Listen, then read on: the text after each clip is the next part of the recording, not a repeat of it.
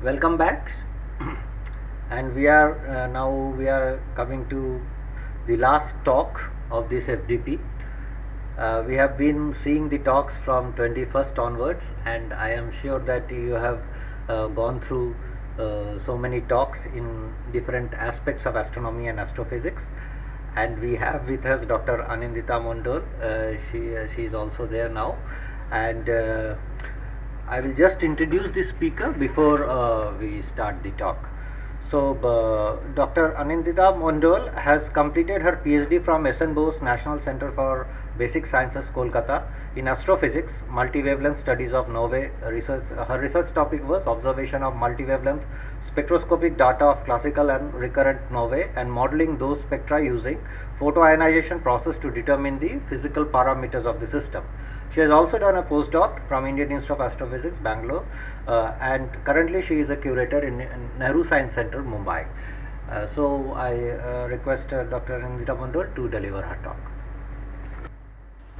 Am I audible now? Yeah, you are audible. Okay. Thank you, sir, for inviting me to this beautiful program. I am really fortunate to present this topic here. So, participants, good afternoon. And for this week long, you have been learning the basics of astronomy and astrophysics. You have already learned enough regarding the stellar structure, stellar properties, and the sky observations, and galaxies, cosmologies, and etc. So, coming to the last lecture, here we'll discuss the type of stars. So the topic includes binary stars, variable stars, and star clusters. Okay. We have already know something about the sizes, temperatures, and luminosity of the stars. To complete our picture of the physical properties of stars, we now need to know their masses.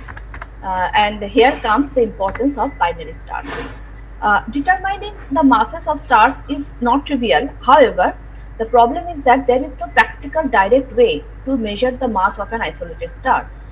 Fortunately for astronomers, about half of the visible stars in the night sky are not isolated individuals. Instead, they are multiple star systems in which two or more stars orbit each other along their common center of mass. So, by studying the orbits of binary stars, we can measure the gravitational forces that the two stars exert on each other, and this allows us to determine the masses of the stars. In this chapter, we will also study an important relationship between the mass and luminosity of main sequence stars, and this relationship is crucial to understand why some main sequence stars are hot and luminous while others are cool and dim. And it will also help us understand what happens to a star as it ages and evolves. From long back, astronomers and also amateur astronomers have observed stars through naked eyes, and they have observed that some stars have companions, and the two stars change their position along with time. So, from that observation, they have concluded that the two stars may be uh, in some system, so they are not alone. Like here, you can see the star Cougar along with a period of 12 years. Your slides are not shared, I think. Oh, okay. Okay, I'm so sorry. Present now.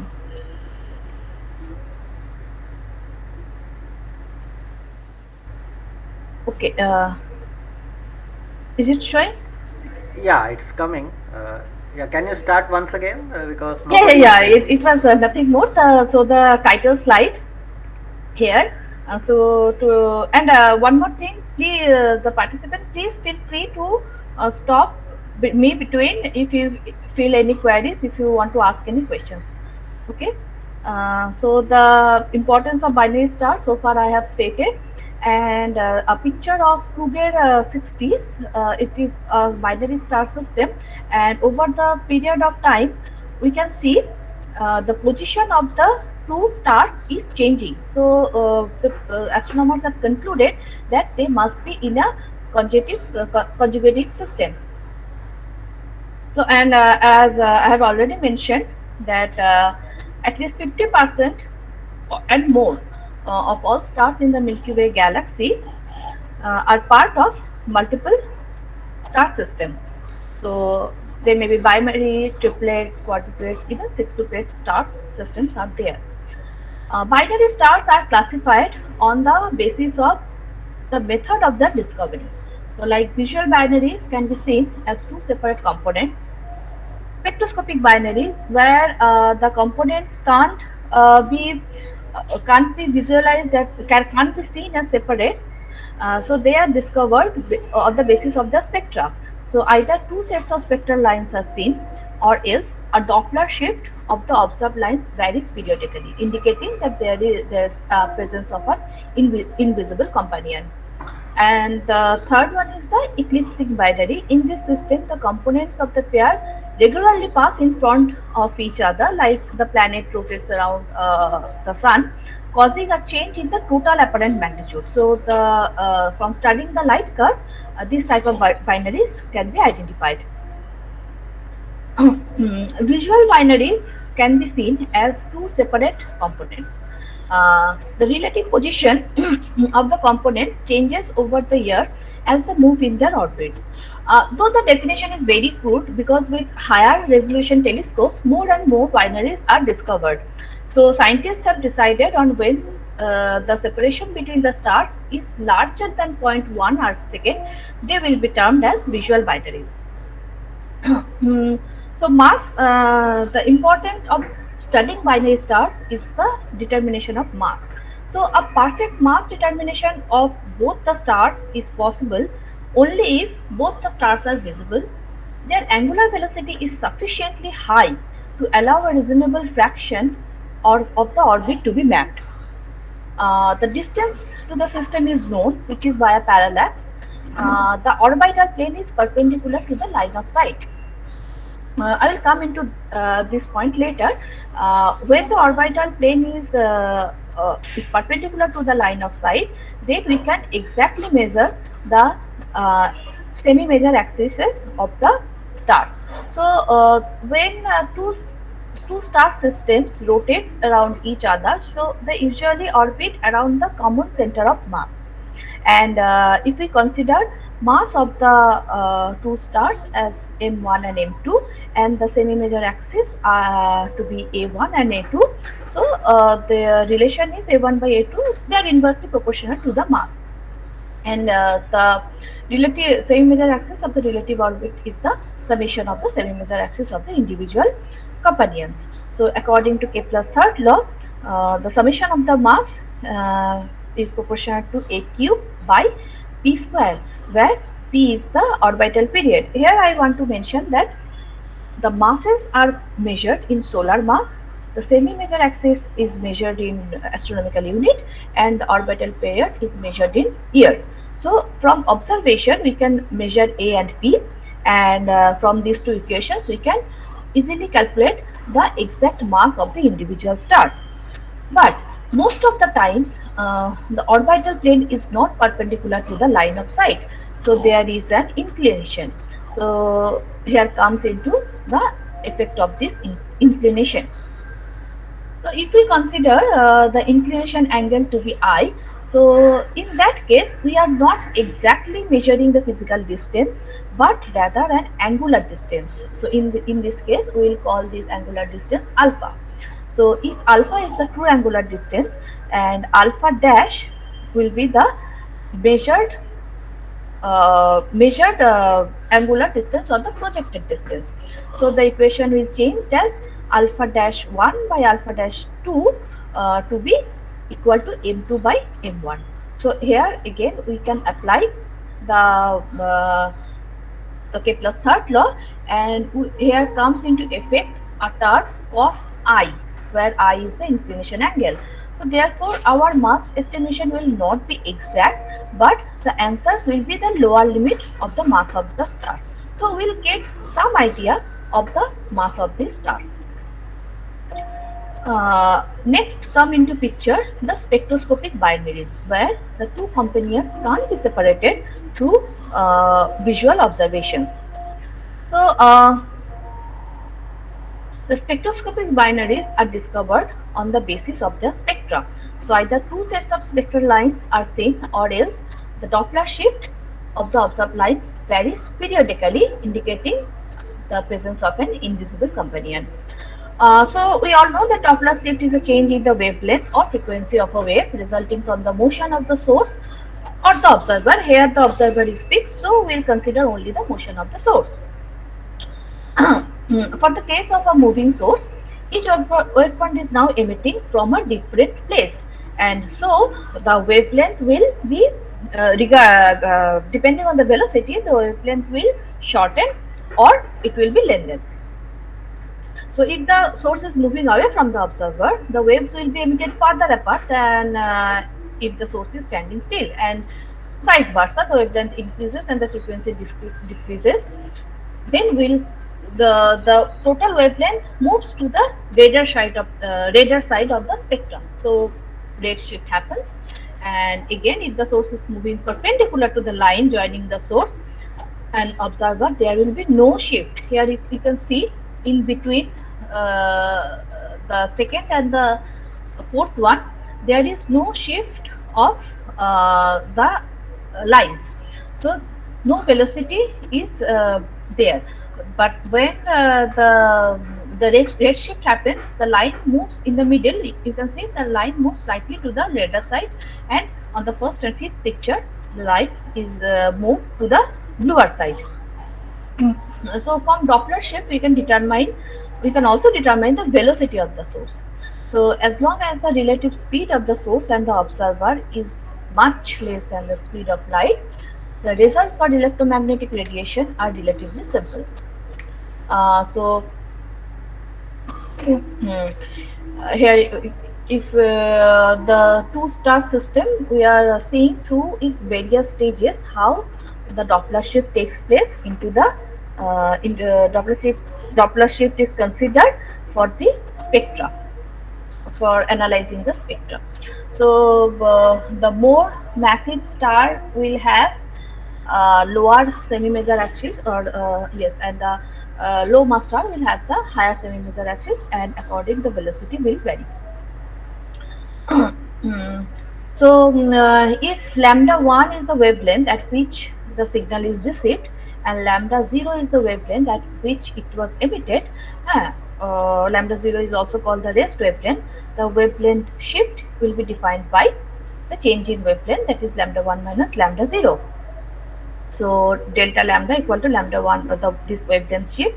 So according to the Doppler shift equation, delta lambda by lambda 0 equal to v by c, where c is the velocity of the light and v is the velocity of the companion stars. So when delta lambda is less than 0, it will be blue shifted, and when it will be greater than 0, it will be red shifted. So so far we have been considering the situation. So here also we can see a spectra. In the picture B, this is a visual spectroscopy of star Kappa Arietids taken from the Lick Observatory. So in case A, where we can see the both of the stars are moving along the line of observation, so there is no Doppler shift. So we can see exactly. In case B, where there is no Doppler shift, so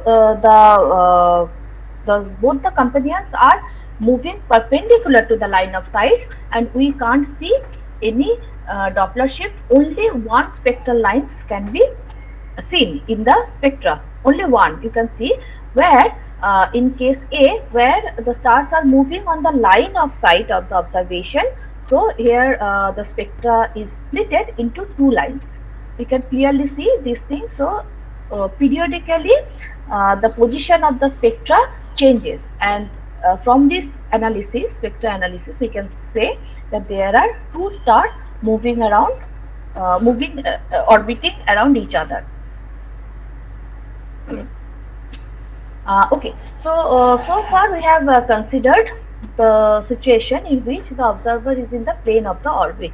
So if the observer is not in the plane of orbit, Again, the Doppler shift will be reduced, and if we consider I is the angle between the plane of orbit and the plane of sky, then the projection of any velocity in the plane of orbit uh, into the line of sight will be V sin I. So sin I component will come into the picture. Uh, uh, the angle I is known as the inclination. So this gives us a radial velocity for an orbiting star, and the radial velocity will be V sin I, and this will be a sinusoidal function of time. Again, sometimes the effect of gravitation takes place, and the orbit of the binary stars are not in a circular. So sometimes the orbits are a little bit distorted also. So for circular orbits, how to take into account, or how to say exactly that the orbits are circular? It will show. Hello, I think the connection was lost. Yeah, yeah, yeah. Can you hear me now? Yes, ma'am. Okay, Yeah, okay. you can continue. Okay. So where was I? How far did you follow? I think the, I was in this slide. Okay. So for circular orbit, the equation to determine mass determination is as follows, where c is the orbital period and v are the radial velocities of the of the companions, and I is the inclination angle. So, in general, it is not always possible to uncover the inclination angle. However, for large samples of a given type of stars, it may be appropriate to take the average inclination to determine the average masses. In case of a non-circular orbits, a sinusoidal light curve can't be seen. So, a distorted light curves can be seen here in the second picture. You can see. Um, but if it is closer, or if it is a bit similar to the sinusoidal light curve, which means that the orbits are close to circular. So from analysis of light curve, it is possible to determine the eccentricity and orbit orientation, but not exactly the inclination. So we have already considered that inclination we can determine the lower limit of the mass, so that is fine. So in practice, most orbits are circular because the tidal interaction between the stars tends to circularize the orbit, so we don't have to worry that much for non-circular orbits. So coming, okay, so in some cases, the secondary star are so faint that only one, the Doppler shift of for only one star can be observed. So, and the second line is very faint, but still we can solve it as the function of two masses. So, the mass function is as follows, where the total mass of the system can be calculated, and from the periodicity, periodicity can be determined from studying the spectra.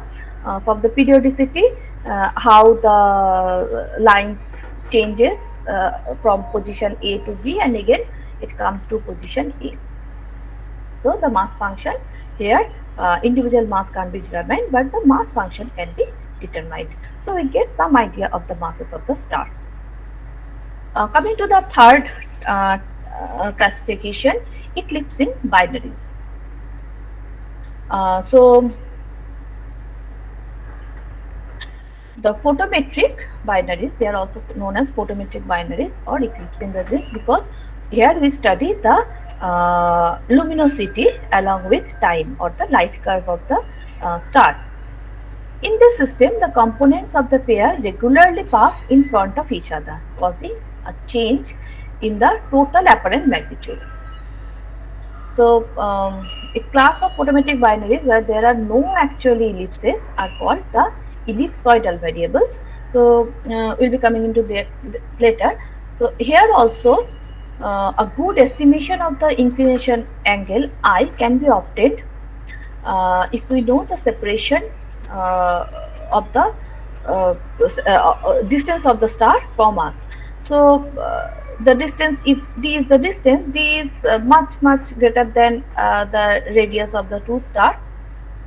And um, here we can see in the picture, there are different types of ellipsoidal binaries. So if the both of the stars of similar luminosity, then very deep in the light curve can be observed. So one star, when one star comes before the other, and the inclination is almost 90 degrees, so we can see a very deep in the light curve. And a smaller dip indicates that the brighter star is now in front and the less brighter star is now behind. So, and from this also we can calculate the orbital period. So, in the second case, where one star is more luminous than the other, and when the secondary comes in front of it, so the dip in the light curve is very less. So from here also we can also estimate the mass ratio of the both of the stars in the binary system. And sometimes when the inclination angle is not that much, we can observe tidal distortion. So the light curve, there is no prominent dip in the light curve, only a wobble effect takes place. So according to the shape of the light curve, binary stars can be uh, classified into three more groups. One is the algol, second one is the beta Lyra, and third one is the W Ursa majoris type. We'll now come into the details. So algol type eclipsing variables have been named after the beta Persei, a particular star, or the algol star. So the algol type eclipsing variables have been named after the beta Persei or the algol star. So during most of the period, the light curve is fairly constant, but here we can see the wobble in the light curve. So this corresponds to phases during which the stars are seen separate from each other and the total magnitude remains constant. So there are two different minima in the light curve, one of which the primary minima, the more deep in the magnitude, and thus there's the secondary minima, which is usually lesser. This is due to the brightness difference of the stars, as we have already mentioned.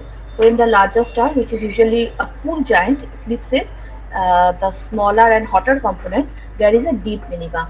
And when the small bright star passes across the disk of the giant, the total magnitude of the system does not change that much.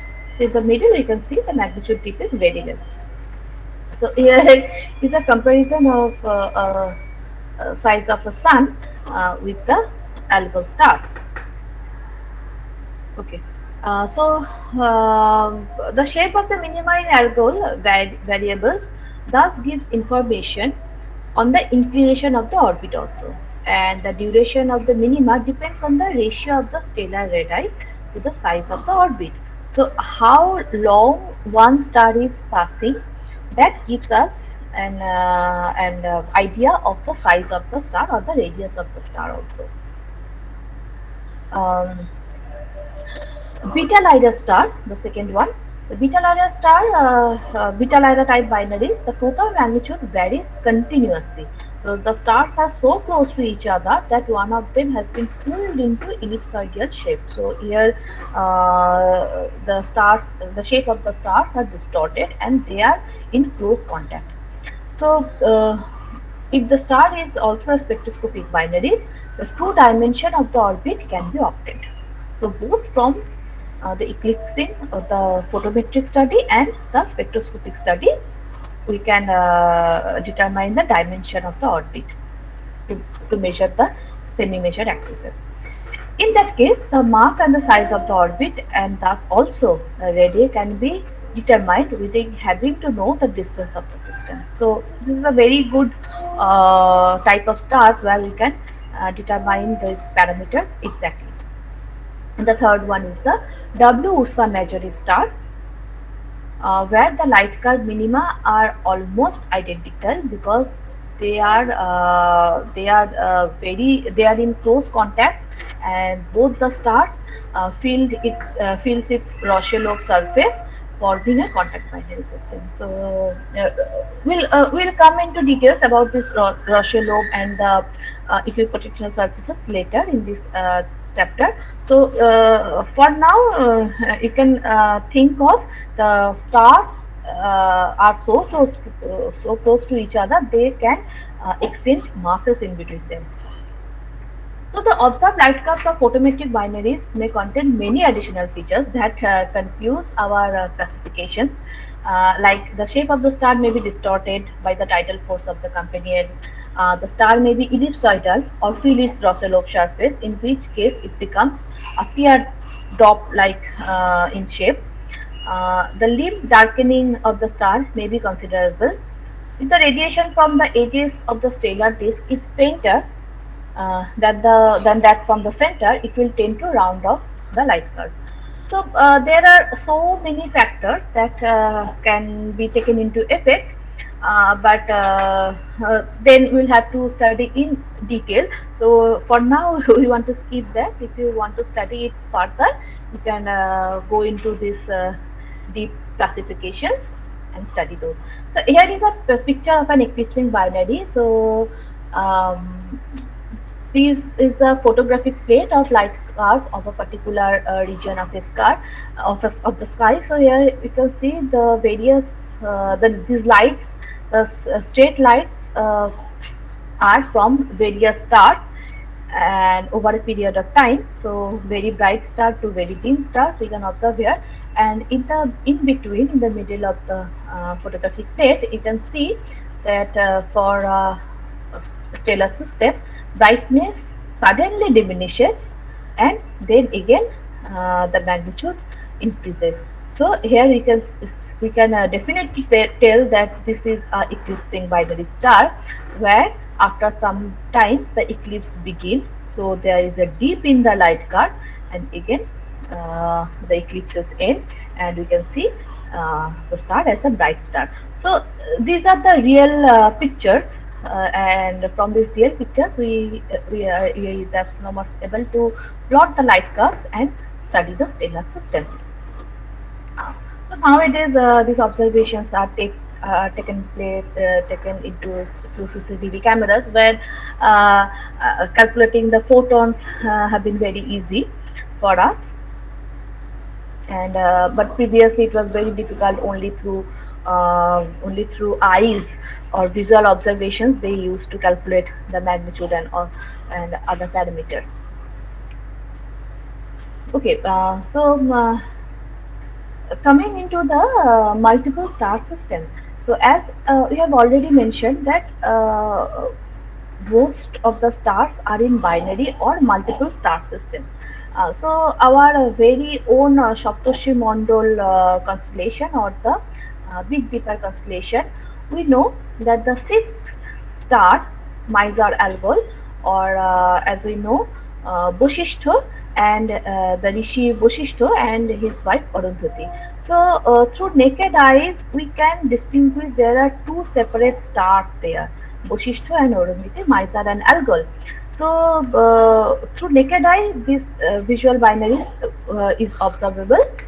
But if we look through telescope, we can see that there are three stars. So in the Mizar system, there are two stars, and the Arundhati or the Alcor is a separate star, and the three stars move around around their common center of mass. But if we zoom further, if we look through higher resolution telescope, we can see that the three star systems are also a double star system, binary star system. So there are a total of 6 stars in this Mizar Alcor combination. So similarly, like this, there are many stellar systems which previously were considered or thought to be binary, but now it has been discovered they consist of multiple star systems. So in multiple star systems, they all orbit around each other through the common center of mass. Another example is our Sirius or the star Lugthok, where it was initially considered that there are two star systems, Sirius A and B. Now they have discovered that there is it is a triplet star system.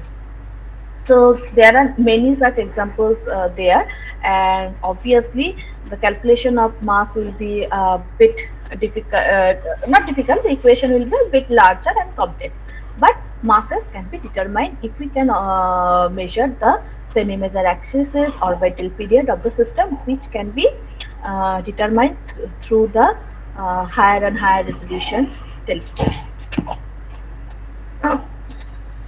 So coming to the origin of binary stars. So the origin of binary stars has long been one of the central problems of astronomy. Uh, One of the main question is how stellar mass affects the tendency to be multiple. So where they initially where there are so many binary stars, then why some of the stars are then single. So but there is a tendency that most of the stars, even 50 to 75% of the stars in our galaxy, in the Milky Way galaxy, are of multiple star system. So there have been numerous studies of young stars in molecular clouds to look for variations in binary frequency with stellar mass. But so many other effects can influence the result that the results have been inconclusive. So these complicating factors include dynamical interaction between stars that can eject one member of a multiple system, or on the other hand, might capture a passing star under the right circumstances. So the answers are not very clear to us also. Some studies have found that younger stars are more likely to be found in binary stars. One issue with much of the previous observational works of that the sample size is very small, so there is no conclusive answer to this. Again, astronomer Sarah Sadavoy and her colleague used combined observation from a large radio wavelength survey of young stars in the Perseus cloud with sub-millimeter observations of the natal dense core material around these stars to identify 24 multiple systems.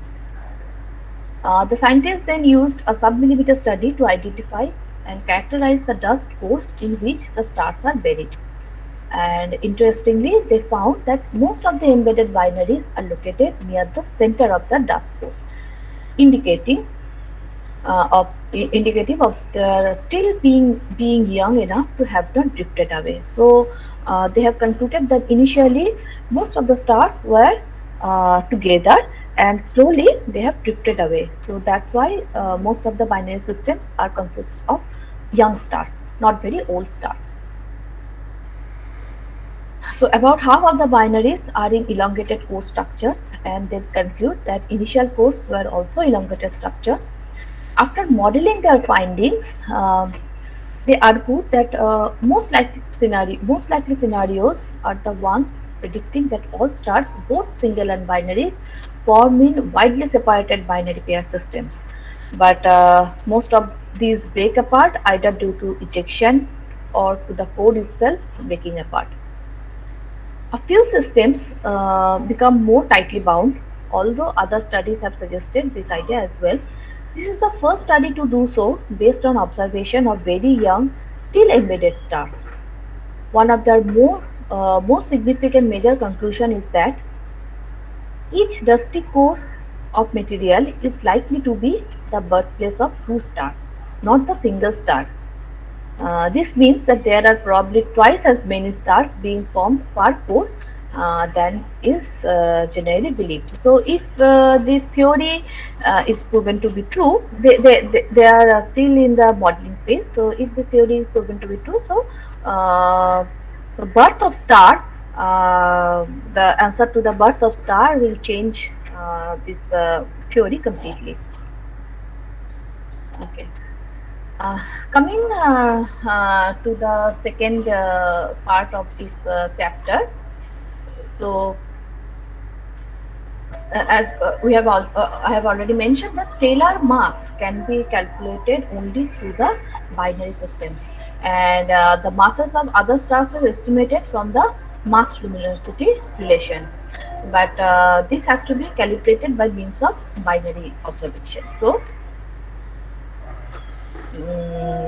mass we can calculate from the binary system, and if we consider the HR diagram of the main sequence, so there we know that higher the temperature, and higher the temperature, lower the higher the temperature, higher the luminosity, and most luminous stars are the most massive stars. So from this plot also, uh, this blue line is the HR diagram for the main sequence stars. Here we can see more massive stars are more luminous. So there is a linear relationship between the mass and luminosity of the stars. Um, so we can see that the main sequence is a mass sequence star. So more massive stars are closer to the top left, where the hot and bright or the bluer stars are there, and the lower mass stars falls on the lower temperature side or the redder side. So as for example, here from the HR diagram of temperature luminosity of main sequence stars, we can see that on the top left is a 60 solar mass star. Huh. And a star with 60 solar mass has much higher pressure and temperature at its source than the sun. Sun is considered to be one solar mass, and it falls on the mid of this HR diagram with temperature at around 5 to 6,000 Kelvin.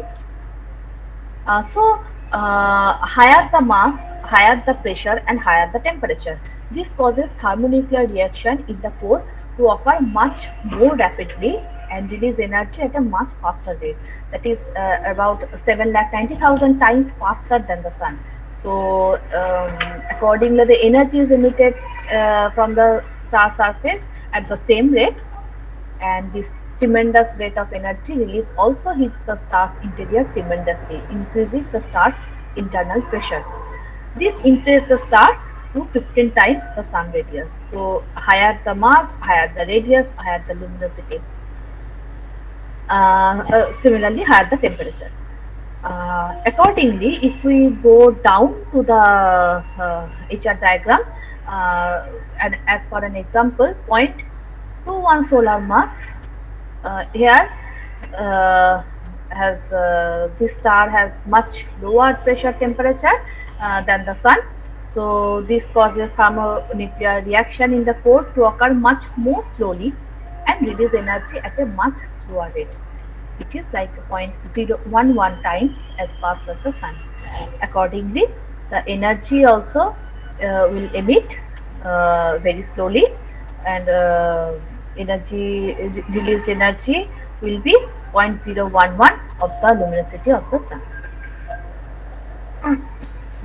So this release of low rate of energy will lower the temperature, lower the surface temperature of the system, and it will emit energy into the space at a relatively slower rate. Here we can see,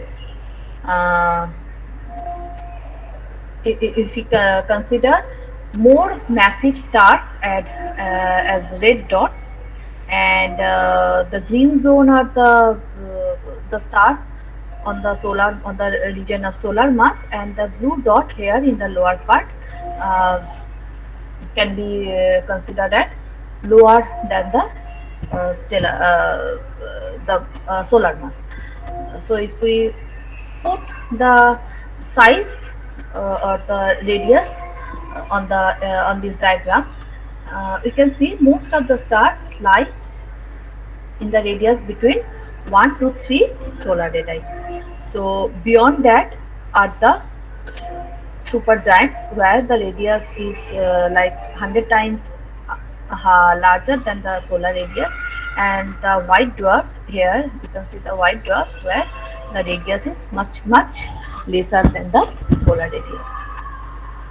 So, uh, from calculating the mass, we are able to complete the to determine the parameters of the stellar systems like luminosity, temperature, radius, the size, and the mass. So we now know all about stellar systems, and to study the physics of these stellar systems, all these parameters need to be known to determine other physical properties.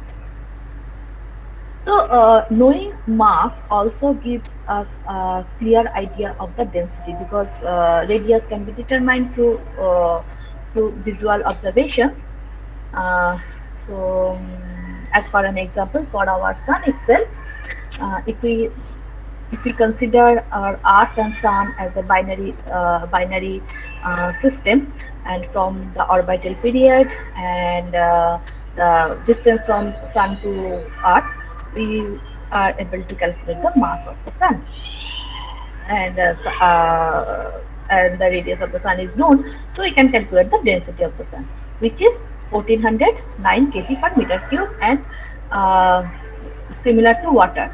So now we can say that this higher density of Sun means that Sun is a very young star, and Sun is metal rich, because higher the density means the core of the Sun is metal rich.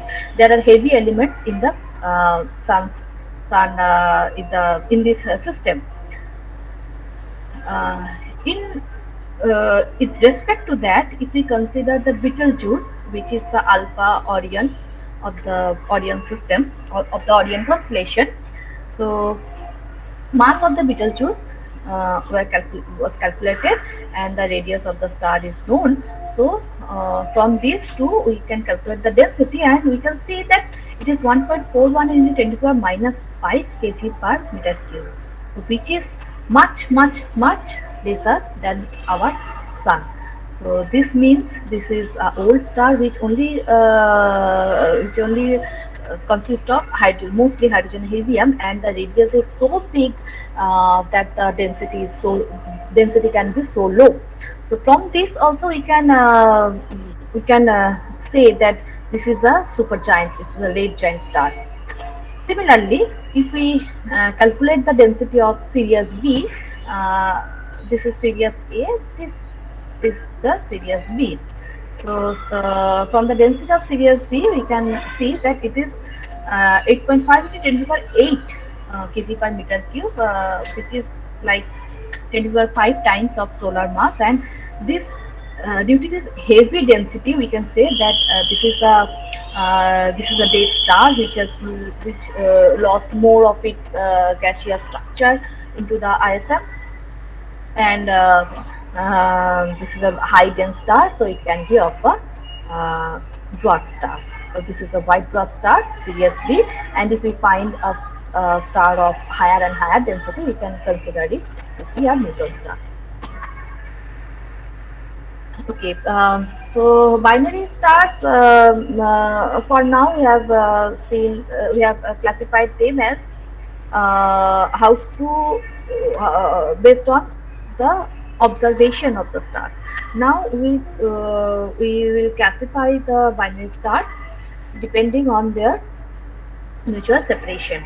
So if the stars are separated, they are very far away, they are known as the distant binaries or detached binaries, where the components is tens or thousands. The separation between them is of tens or thousands of astronomical units, and their orbital periods are also from 10 to thousands of years. So they almost evolve individually, and the orbital they orbit each other from a very from far away. The second is the semi-detached system, where the binaries are closer, the components are closer, from about one astronomical unit to the radius of the star. So here the gravitational pull is higher, and due to that, the secondary can feel its Roche-Lobe. So here, if, this figure of 8, you can see this figure of 8 is the equipotential surface along this binary system. So the secondary can fill up its Roche-Lobe. These individual circular shapes are known as the Roche-Lobe. So the individual can fill its Roche-Lobe, but still for semi-thitas the mass transfer is not taking place here. Uh, so the atmospheric gas can't escape, but for the contact binaries, they are so close together that the gravitational pull is so much that both the stars can fill up its Roche-Lobe and the mass transfer can take place. So here we can see the mass transfer is taking place through this point, which is known as the inner Lagrangian point, or L1. In this case, they are sharing a common atmosphere, like a dumbbell-shaped equipotential surface. So here we can, if you consider M1 and M2 to be the two stars, here I want to mention that M2 is the massive one. So the gravitational pull is more, so the primary M2 can be considered primary, and it pulls the matter from the M1 to itself, like this.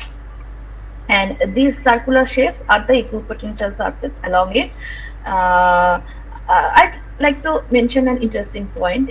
If this binary star system also have some planets around it, so they will only follow these orbits. So if the planet is far away from the system, from the whole system, it will move on a circular orbit. But if it comes closer, it will take this figure of 8. It will move around both the stars in this form. So this is a very interesting feature for a binary stellar system. Okay, so talking about the mass transfer in closed binary system.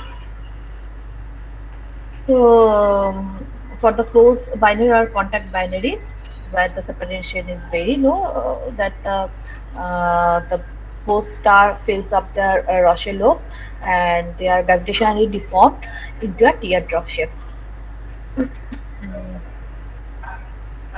So orbital and rotational energy is dissipated until the system reaches the state of minimum energy for its angular momentum, resulting in synchronous rotation. So another feature also takes place, tidal lock. So they rotate around each other like this. So they will always face each other on the same surface, like our Earth and Sun, Earth and Moon system. So this distorted star may even lose some of its photospheric gases to the companion, that is the mass transfer, and this mass this after accumulating a certain amount of mass, sometimes the speeding of gas can lead to some spectacular celestial fireworks like nova, supernova, this kind of things. Okay, so formation of accretion disk, here we can see. So this is the primary star, which is more massive, and it pulls the mass from the secondary star through the inner Lagrangian point, and the mass forms an accretion disk around its primary. So there's an interesting fact here that the primary movement often keeps it out of the path of the gas that spill through the inner Lagrangian point. So if the radius of the primary is less than 5% of the binary separation, the mass stream will miss striking the primary surface. Instead, the mass stream goes into orbit around the primary to form this thin accretion disk of hot gas in the orbital plane. So if the accretion disk is in other cases where the accretion disk is not formed, the mass transfer takes place through stellar wind. So mass will from the secondary will be accreted on the primary in the form of stellar winds. Also, uh, viscosity here works as an internal friction that converts the directed kinetic energy of bulk mass motion into random thermal motion, causing the orbiting gas to lose energy and slowly spiral inward towards the primary. So, the gas can be seen spiraling and finally falls on the primary star. Um, uh, so, the gas is heated through, and the internal and pressure and temperature also increases inside the accretion disk. And sometimes when the primary star can't accumulate the amount of gas accumulated, it erupts. So this will come to our next segment of variable stars. For now, we have studied that we can determine the mass from a binary or multiple star system, and we have seen the classifications of the binary stars, the inclination of the orbit, how to consider those inclination, if there is an if there is a non-circular orbit, how to consider that effect into the calculation. And we have also studied the mass luminosity relation and the mass transfer of a binary star system. So, if anyone has any question, you can feel free to ask me on this part, and then we'll move on to the second part of this lecture, which is variable star.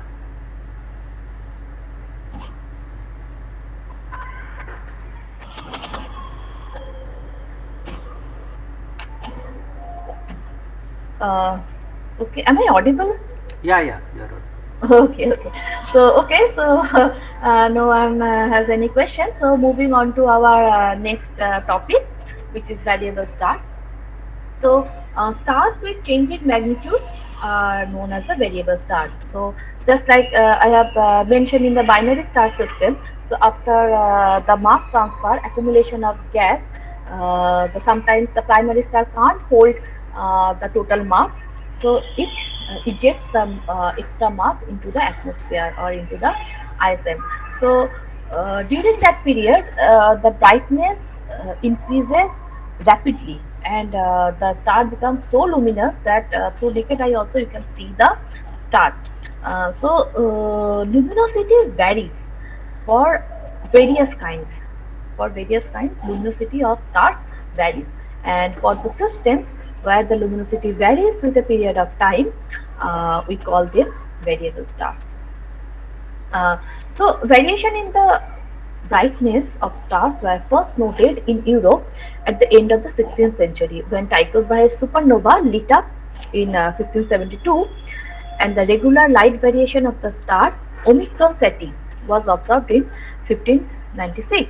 So, from the 16th century, the astronomers have observed that there is a variation in the magnitude of the brightness of the star, and they have studied those variables uh, from that time, and the number of variables has grown steadily as observation precision has improved, and most recent catalogs can contain about 40,000 stars, or 40,000 stars to be variable, known or suspected to be variable.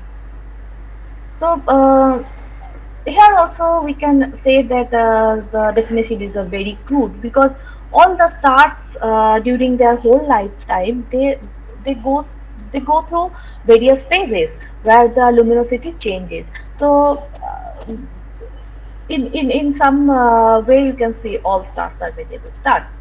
Uh, like for our sun, we can see a periodicity of 11 years, where when the solar spots are very prominent and the luminosity or the brightness of the sun diminishes, and when the spots are not that much prominent, the luminosity increases. So more or less all stars can be considered variable stars, but there are some fixed classifications and fixed categories on which we can name these variable stars according to the characteristics and properties. Okay, nomenclature. So usually, the most bright star in some constellation is termed as the alpha, and the second brightest beta, and so on. But for variable stars, it starts from R to Z, and followed by the name of the constellation. And after Z, again it comes to RR, RS, and so on to ZZ, and also after that AA to QZ, AAAABAC, but omitting I. So this was the standard procedure of naming a variable which is newly discovered. But through as an example, RS Ophiuchi, which is a variable star and in the constellation of Ophiuchus. But this is only enough for 334 variables. So after that, the numbering continues like V335, V336. Here V stands for variable. As for example, V2676 Ophiuchus. So this is like after 334, there are so many variable stars in one constellation itself. We can say so most of the stars in our galaxy are variable stars. In some cases, if some stars were discovered earlier, but later it was considered it fell into the category of variable star, astronomers have kept it the initial name like Delta Cephei. So the classification of variables is based on the shape of the light curve and on the spectral class and observational radial motions.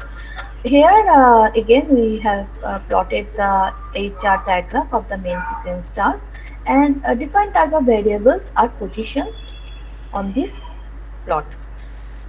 So depending on the type of the light curve, the variable stars were classified into eclipsing variable, pulsating variables, eruptive variables, and rotating variables.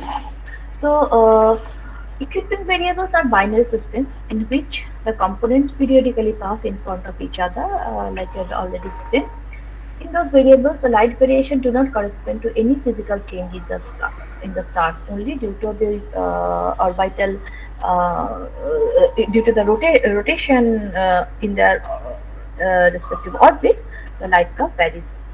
So they can be treated in connection with the binary stars. In the pulsating variables, the variation are due to the expansion and contraction of the outer layer. So physical changes take place in this type of systems, and these variables are giant and supergiants that have reached in their unstable stages in the stellar evolution on the later stage of the stellar evolution. And the eruptive variables are faint stars, but when they eject mass, their luminosity increases rapidly, and they are termed as the eruptive variables, like we have explained earlier. After the mass transfer takes place, the stars erupts and lose mass into the ISM. So they are mostly members of closed binary system in which mass is transferred from one component to other. And in addition, a few rotating variables are known where the brightness variation are due to an uneven temperature distribution on the surface or star spots coming into sight when the star rotates. So such stars are very quite common. Like we have also given an example of our sun, which is a weak rotating variable. Uh, so coming to the uh, most important classification of the variable star, which is the pulsating variable. The wavelength of the spectral lines of the pulsating variables changes along with the brightness variations. So these changes are due to the Doppler effect, showing that the outer layers of the star are indeed pulsating. So again, if the outer layer is expanding with a velocity, so in the spectra of those systems, Doppler effect can take place, and through measuring the shift of the spectral lines, velocity can be calculated. So here, the observed gas velocities are in the range of 40 to 200 km per second, and the period of pulsation corresponds to a proper frequency of the star. Just like a tuning fork vibrates with the characteristic equations, and this type of stars also consist of their characteristic equations, and sometimes overtone can also be possible. So the observed brightness variation can be understood as a superposition of all these modes of vibration. So, in around 1920, astrophysicist Sir Arthur Eddington showed that the period of pulsation is inversely proportional to the square root of Hello. the mean density for this type of Right. pulsating stars. The diameter of the star Okay. may double during Right. the pulsation, but usually the change in size are minor, and the main cause of the light variation in this periodic variation is the surface temperature, because luminosity is proportional to T to the power 4. So a small change in temperature can raise the luminosity to very high. So a change in surface temperature can affect in the variation in the luminosity. Uh, Normally a star is in stable hydrostatic equilibrium. If its outer layers expand, the density and temperature decreases. The pressure then becomes smaller, and the force of gravity compresses the gas again. However, unless energy can be transferred to the gas motions, these oscillations will be damped. The flask or radiative energy from the stellar interior could provide a source of energy for the stellar oscillation if it are preferentially absorbed in regions of higher gas density. Usually, this is not the case, but except in the ionization zone, where the hydrogen or helium are partially ionized. The opacity, in fact, becomes larger when the gas is compressed. So, if the ionization zones are at suitable depth in the atmosphere, the energy absorbed during compression and released during expansion of an ionization zone can drive an oscillation. So stars with surface temperature of 6000 to 9000 Kelvin are liable to this instability. Most important type of pulsating star is the Cepheid group of variables. So they are characterized, they are recognized by the characteristics way in which the light output varies. So rapid brightening followed by gradual dimming. So they are mostly uh, type of population one supergiants. Will talk about the type of population later of this lecture, and so they consist of mostly supergiants of spectral class F to K. You are all aware of the spectral types of the stars, like O, B, F, A, M, and periodicity is varies within is very small. It's around 5 to 10, and it can go up to 50 days also, and the amplitude variation is zero point 0.1 to 2.5 magnitudes. So Cepheid variables brightens and fades because the star's outer envelope cyclically expands and contracts. During the cyclical expansions and contractions, the star's gases alternately heat up and cool down. So we'll talk about the Cepheid mechanism in details later on. So, here you can see that when the star is compressed, so the radius is smaller. Radius is on the lower side. The trap heat increases the internal pressure, which pushes the star surface outward. So the star brightens up, the star heats up, and the luminosity increases, and the star expands, the radius increases, and it's release the pressure, and then the brightness, the heat, the star cools down, and the luminosity decreases. Again, when the luminosity decreases, the radius, the star contracts, again the pressure increases, and the cycle again takes place. Mm. So, from the above plots, you can see that the period, we can determine the period luminosity relation of Cepheid variables to measure the distance of stars and nearby galaxies. So, here we can see the relation between the magnitude and log of the periodicity is linear. However, to some extent, the Cepheid luminosity also depends on color. So we also have to take into account this thing that bluer stars are brighter. So for accurate distance determinations, this effect needs to be taken into consideration. Uh, there are also other type of pulsating stars other than Cepheid variables like the W Virginis star. In 1952, Walter Bade noted that there are in fact two types of Cepheids. One is the classical Cepheids, and one is the W Virginis stars. So both these types of Cepheids obey the same period luminosity relation, but for the W Virginis stars of a given period, they are like 1.5 magnitudes fainter than their corresponding classical Cepheids. This difference is due to the fact that classical Cepheids are young population one objects where they are metal rich, whereas the W Virginia star are old star of population 2 type. Otherwise, the two classes of the Cepheid variables are similar to each other. So here we can see magnitude and phase diagram of the W Virginia stars. Another important class of pulsating variable is the RR Lyra variable. Their brightness variations are smaller, very smaller than those of Cepheids, usually less than 1 magnitude. And their periods are also shorter, less than a day. Like the W Virginis stars, the RR Lyra star are also old population 2 type of stars. Population 2 stars, and they are very common in the globular class star cluster. We'll talk about this star cluster later, and therefore sometimes they are called cluster variables also. These RR Lyra variables are sometimes called cluster variables.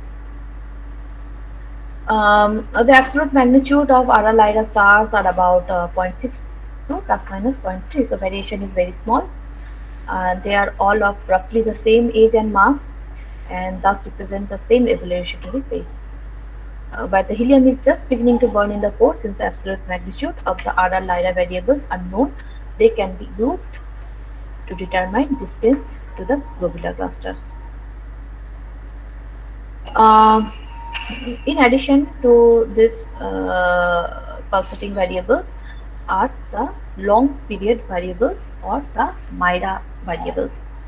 The Mira variables are named after the term miraculous. So suddenly astronomers observed very brightening of some stars in the sky, and they are very excited because of this miraculous event. So they named this type of stars with it Mira or Mira variables. They are mostly supergiants of spectral class M, S, or C, usually with emission lines in their spectrum. They are losing gas in a steady stellar wind. That's why the periodicity that's why the variability takes place. So their periods are normally varies from 100 to 500 days, and for this reason they are sometimes called the long period variables. So usually Cepheids are of few days, W Virginis or RR Ira take between 1 days, very small, but for Myra, usually the periodicity falls around 350 days around. So they are termed as long period variables. The amplitude of the light variation is typically about 6 magnitude, as you can here see, and in the visual region. The period of Mira is 360 days. So during the brightest, at its brightest, Mira can reach magnitude up to 2 to 4, and it is its dimmest point. It can go below 12 magnitude, and because of this very low magnitude, the effective temperature is around 2000 Kelvin. So, most of the radiation of Mira variable is in the infrared. So, to study Mira variable, we have to study the infrared spectroscopy of infrared spectroscopy in the wavelength region.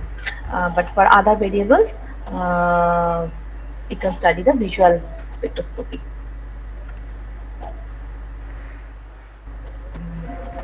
So, in other pulsating variables are very large group of semi-regular variables and irregular variables. So, they are also supergiants, often very massive young stars with unsteady pulsations in their extended outer layers.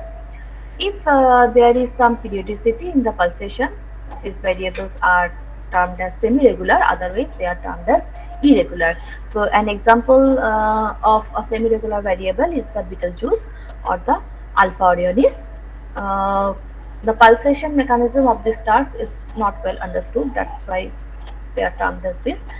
Since their outer layers are convective and the theory of stellar convection is still poorly developed. Uh, and in addition to these semi-regular variables, there are some smaller separate classes like the dwarf Cephids, delta Scuti. So here in this plot, we have given the uh, we have plotted the different types of variables in the HR diagram.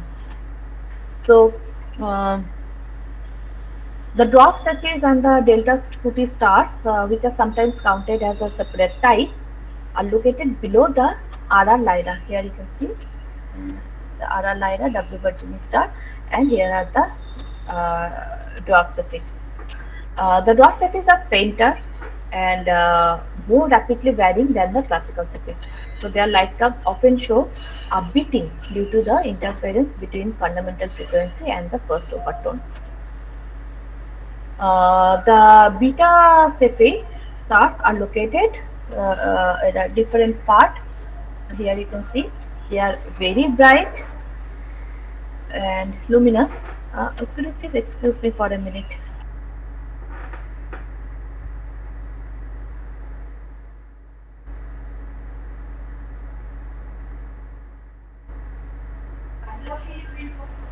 Sorry for the interruption. Okay, so we are in the beta Cepheid variable type of stars. So they are hot, massive stars radiating mainly in the ultraviolet. So the variation are rapid and of small amplitude. Here you can see only 4 to 6 magnitudes. And the exact pulsating mechanism of this type of stars is still unknown. Fourth one is the RP Tauri star. Here you can see the RP Tauri star, which falls in between the semi-regular variables and the classical Cepheid variables. Also here the long period variables are there, the Mira variables you can see.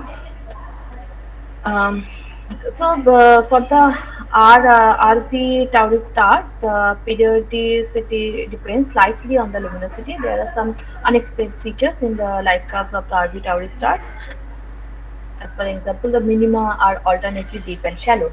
So these phenomena are not well studied yet. So there are so many scopes to study the variable stars. So astronomers are studying into. They are very interested in the variable stars nowadays. Different type of variables. Coming to the next type of variables, which are eruptive variables. So uh, there are no regular pulsation. Instead, sudden outbursts occur in which material is ejected into space. So nowadays, such stars are divided into two main categories. One is the eruptive variables, one is the characteristic variables. So brightness changes of eruptive variables are caused by sudden eruption in the chromosphere or corona, and the contribution of which are, however, rather small in the stellar scale. So we are in the eruptive variable section. So there are mainly two types of eruptive variables. One is the eruptive variables, and the second type is termed as the cataclysmic variables. Uh, the eruptive variable includes flare stars, various kinds of nebular variables, and are corona borealis stars.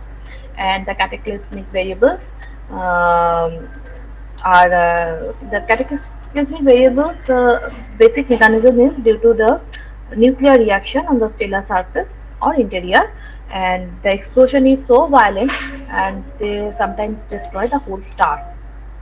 So these groups includes nova-like stars, dwarf nova, supernova, etc. So nova, the best known type of reactive variables are the nova. So they are classified into several subtypes like classical nova, recurrent nova, nova-like variables, and dwarf nova are nova-like, uh, but they have rather frequent eruptive stars with some special characteristics. So they do not erupt, but the eruption takes place on the accretion disk itself. So the outburst for all novae are rapid. Within a day or two, the brightness rises to a maximum. The brightness can increase up to 7 to 18 magnitude than their normal luminosity. So this is followed by a gradual decline. Here you can see during the eruption or the outburst, the magnitude rises sharply, and it follows a gradual declination to its post-nova phase or the quiescent phase. So these are irregular variables, and the periodicity can take up to years. So the light curve of typical nova is shown. So the difference between classical and recurrent nova is that in for classical nova only one outburst takes place during one human lifetime, but for recurrent nova, recurrent outburst takes place, and depending on the mass of the primary or the mass of the white dwarf, the frequency of the outburst increases or decreases. More massive the primary, more frequent the outburst. So outburst can take the periodicity can vary from 20 years to 100 years. Um, so actually, the classical novae are also a type of recurrent novae, but for them, the the outburst, the time between the outburst is like thousand or million of years. So what happens as we have seen in the mass transfer in the binary system? So mass transfer in the binary system, we have seen that the accretion disk forms around the primary stars, and after a certain accumulation of a certain matter, the star, the gravitational pull can't hold that amount of matter. So the star, the outburst takes place because of the increasing pressure on the internal layers of the accretion disk. So the star erupts. The observation has shown that all novae and dwarf novae to be members of closed binary system. So one component of the system is in the main sequence, the secondary. The secondary is the main sequence or a giant star, and the primary is a white dwarf, which is surrounded by this gas ring of the accretion disk. So the secondary fills its dorsal lobe surface and the material from it streams over to the white dwarf through accretion disk. When enough mass is collected on the surface, the hydrogen is explosively ignited due to the extreme pressure on the inner layer of the accretion disk. And after that, this proton-proton chain reaction takes place, and through the thermonuclear runaway process, the outer shell is ejected. The brightness of the star grows rapidly, and as the ejected shell expands, the temperature drops and the luminosity also drops with it. So this outburst doesn't stop the mass transfer. So after one outburst, the mass transfer again takes place against the formation of accretion disk, and this process continues. So for the high mass primary, the white dwarf can't hold much of the mass. So the outburst takes place over a short period of time, like 10, 20, 30 years. But for very low mass white dwarf, for the primary, this accumulation of mass is very slower, and they are termed as the classical Novae. And during this outburst, the ejected mass, the velocity of the ejected mass can reach like 1000 to 10,000 kilometer per second, and this can be studied from the spectra of the nova. And from these emission spectra also, we can see that the ejected mass is metal rich, and it contributes heavily to the chemical evolution of the galaxies. Second most important type of the eruptive variables are the flare stars. So the flare or the UV SETI stars are also dwarf stars of Spectroscopic M. They are young stars, mostly found in young star clusters and associations. So at regular intervals, there are flare outbursts on the surface of the stars, like we see in our own sun. So these flares are related to the disturbance in the surface magnetic fields. The energy of the outburst of the flare star is apparently about the same as in solar flares, but because of the stars are much fainter than the sun, a flare can cause a brightening by up to 4 to 5 magnitudes. Uh, a flare lights up for a few seconds, and it fades away in a few minutes. So, coming to the details of the pulsating mechanism of the variables or the variable stars. Here in the plot we see how the magnitude, temperature, radius, and the radial velocity or the expansion velocity of a variable star varies with time. So this is the plot of a Cepheid variable. So here we can see that the periodicity is between in terms of days, like 5 or 6 days. So Cepheid variable brightens and fades because the star's outer envelope cyclically expands and contracts. So the first to observe this was Russian astronomer Aristarch Velikovsky, who noticed in 1894 that spectral lines in the spectrum of delta Cepheid shift back and forth within the same 5 or 4 days period as that of the magnitude variation. So the radius, the spectral lines are changing, like the Doppler shift is taking place. So you can relate that the radius is expanding and decreasing along with the change of brightness. So from Doppler shift, we can calculate the velocity, and we can draw the velocity curve. So here you can, if we see that the magnitude variation and the velocity variation, they are like opposite to each other.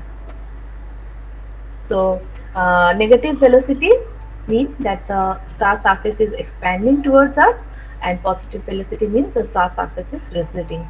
So both the magnitude and velocity plots are mirror image to each other. So when the star is brighter, it's expanding, and when it is dimmer, it's contracting. So, when a Cepheid variable pulses, the star surface oscillates up and down like a spring. During the cyclic expansion and contraction, the star gases alternately heat up and cool down. So, just like a bouncing ball eventually comes to rest, a pulsating star would also soon stop pulsating without something to keep its oscillation going. British astronomer Arthur Eddington suggested that a Cepheid pulsates because the star is more opaque when compressed than when expanded.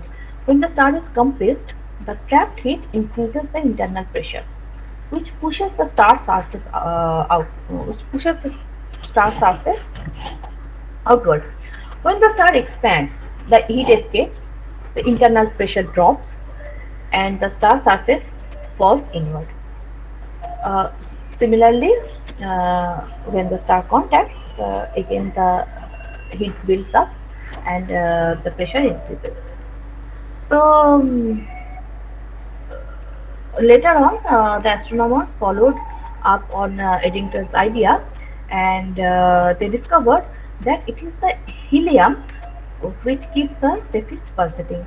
So normally, when a star's helium is compressed, the gas increases in temperature and become more transparent. Transparent in the in terms of visual wavelength range.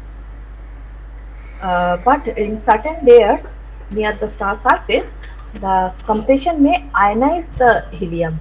So instead of raising the temperature, so ionized helium gas is opaque. Again in terms of visual wavelength range, and so these layers effectively trap heat. So the transparent means heat can escape, and the opaque layer of helium means the heat can't escape. So it the heat the star the temperature increases, and as well as the pressure increases, and when it reaches a critical pressure and temperature, the star starts to expand to reduce the excess pressure and heat. So this expansion cools the outer layers and makes the helium ion combine with the electrons, and again the gas become transparent and it reduces the trapped energy, and again it falls inward, and the cycle begins all over again. So the main the main culprit or the main factor behind the variability of Cepheid stars is the ionization of helium. Okay, so we have come to the end of the second part of our lecture. Moving on to the star cluster or the stellar cluster. So far, if you have anything to ask, you can ask.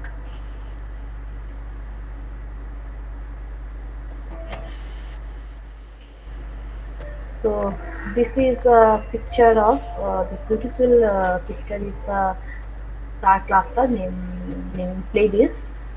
So star clusters are basically uh, many stars which are combined together, and star clusters are important because they allow us to to study the evolution of uh, stars of different masses. So different stars of different masses come together and they stays together, and we call them star clusters.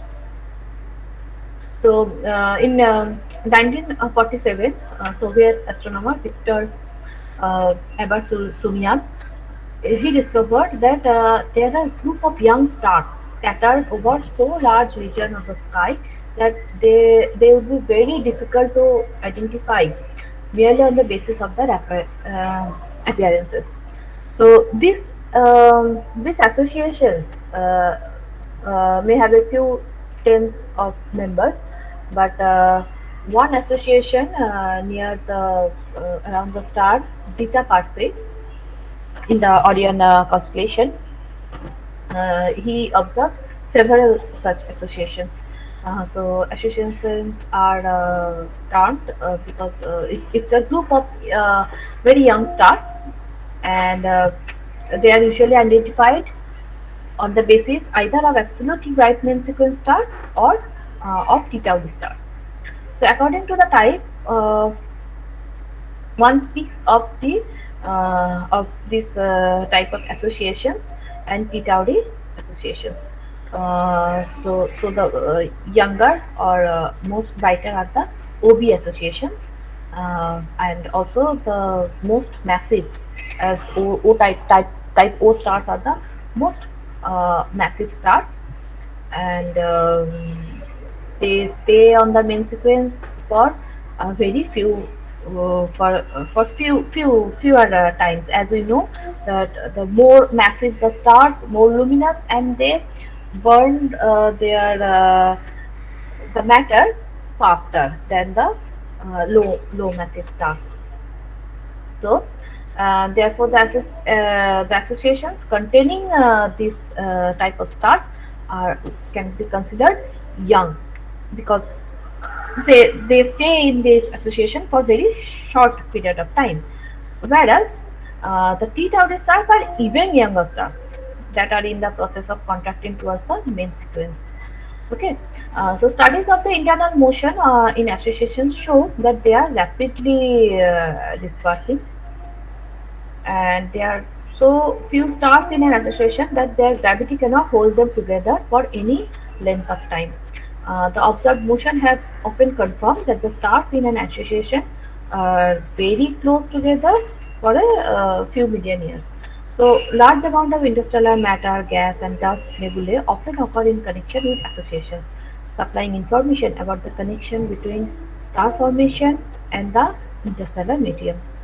So, infrared observation have shown that the stars are now forming or have recently formed in many dense interstellar clouds. So, in our Milky Way galaxy, association can be seen heavily concentrated on the spiral arcs. So, both the Orion region and the direction of CPS, three generations of association have been identified. The oldest are the most extended because they are drifting apart, the stars are drifting apart. The youngest ones are more dense, they have just newly formed. So, so the associations are the youngest among the star cluster. Moving on to the second type of star cluster, which are the open star clusters. So they usually contain from like a few tens to few hundreds of stars, and the kinetic energy of the cluster members, the differential rotation of the Milky Way, and external gravitational disturbance tend to gradually disperse the open clusters. Okay. So here is a picture of star cluster N34, uh, and it's a C which is 860 PC far away from us, and these are like 150 million years old. And also here you can see star cluster NGC 2158, which is far away, like 5200 parsec uh, apart from us. It is like a billion years old. So this is a very old star cluster, and here you can see the young star cluster, which is nearer. And this is a very far away. This star cluster is very far away. So the open clusters are can be considered as younger. You can see this star cluster is like it's spread along the Milky Way galaxy, but the older one is like concentrated or very dense. So many of the open star clusters are fairly permanent. For example, the Pleiades, the picture we have shown in the initial, and it's many hundred of millions years old, but nevertheless quite a dense cluster. The distance of a star cluster and also association can be obtained from the photometric or spectroscopic study of the brightest members. So for the nearest clusters, in particular for like Hyades, one can use the method of kinematic parallax. which is based on the fact that the stars in a cluster all have the same average phase velocity with respect to the sun. So they are moving along moving with the Milky Way, the rotational speed of the Milky Way, and the main sequence of open clusters are generally located in the same section. Here you can see the open clusters, the stars distributed in the open cluster, and this is the HR diagram. And this is because the material from which the clusters form has not varied much. They are in the main sequence. The initial chemical composition has been fairly constant, and in younger clusters, the main sequence extends to brighter and hotter stars and earlier spectral types. So one can see uh, the young star cluster here on the main sequence or the main HR diagram itself. So coming on the second type of star cluster is the globular star cluster. So they usually contains about 100 to 150 stars, and the distribution of the star is spherically symmetric, and the central densities are about 10 times larger than in open clusters. So stars in globular clusters are among the oldest, and therefore they are of great importance for studies of stellar evolution.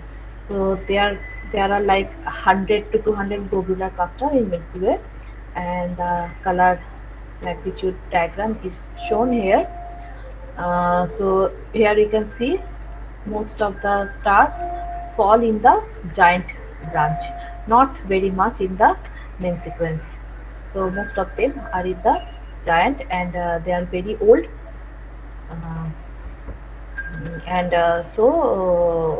when next topic is our stellar population, from there we will be able to see that the older stars means they are metal poor, and the younger stars are metal rich. So we'll look further into that, and we'll learn why the differences in the abundance of metal among the population 1 and population 2 stars. Okay. So studies of star cluster reveal this curious difference between the youngest and the oldest stars in our galaxy. And here the metal will consider, uh, except helium and hydrogen, all the elements are considered metals for the astronomers. So globular clusters have stars with very low metal abundances, and they are termed as metal poor stars, and they are termed as the population 2 type. And the stars with higher metal abundances are termed as the population 1 type of star. So to explain why there are two distinct population, we must go back to the Big Bang, the explosive origin of the universe, which took place 13.7 billion years ago. The early universe consisted almost exclusively hydrogen and helium. So almost no heavy elements were present. So the first stars to form were likewise metal poor, because there are only hydrogen and helium. So the least massive of these have survived to the present day, and now the ancient stars, they form the ancient stars of population 2 type.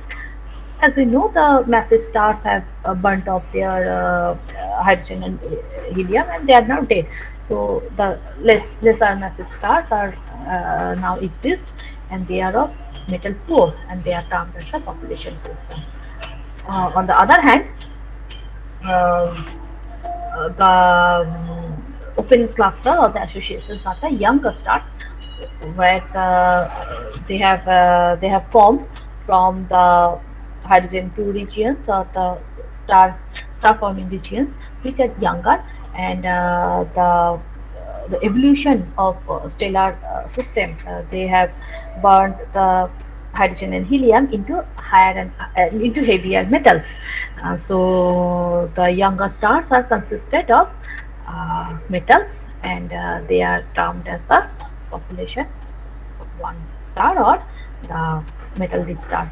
So as an as an example, our sun is a young star, and we have seen that our sun is a metal rich star, and we have also calculated the density of sun, which is like 1400 kg per meter cube.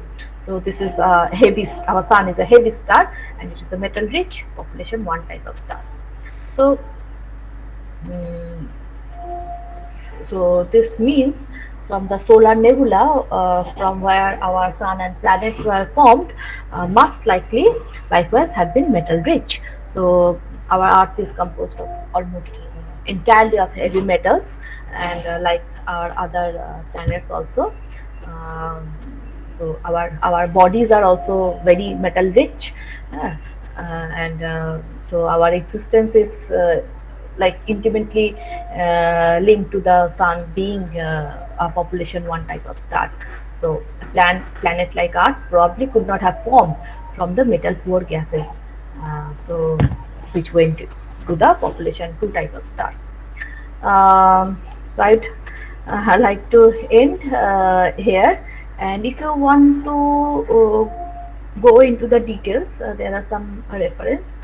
These are very good books to study the fundamental astronomy, or they are very well written. The chapters are very well written with various information and beautiful pictures to keep your interest go on. And I'd like to thank you all. Thank you all.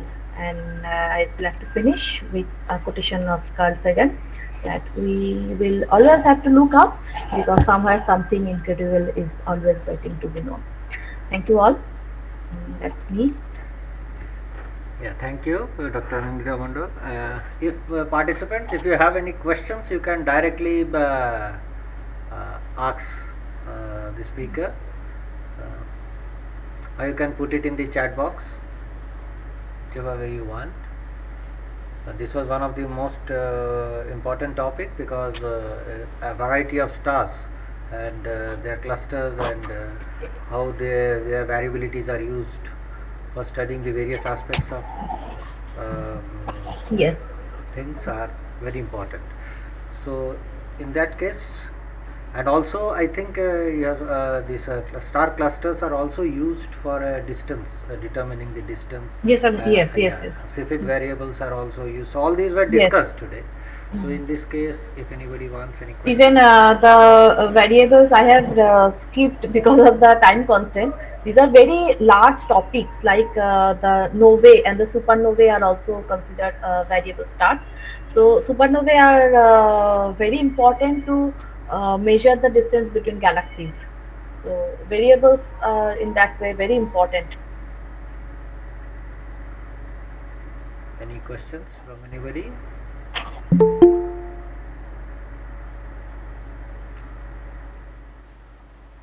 So if there is no question, I would thank Dr. Anindita Mondal, the speaker, for this session, to have given a wonderful talk and enlightened us with so many aspects of this particular topic on binary stars, variables and star clusters. So thank you. Thank you, sir, for giving me this opportunity. I'd like to thank you all, the organizers, and all the participants. Thank you. Okay, I'm closing this presentation.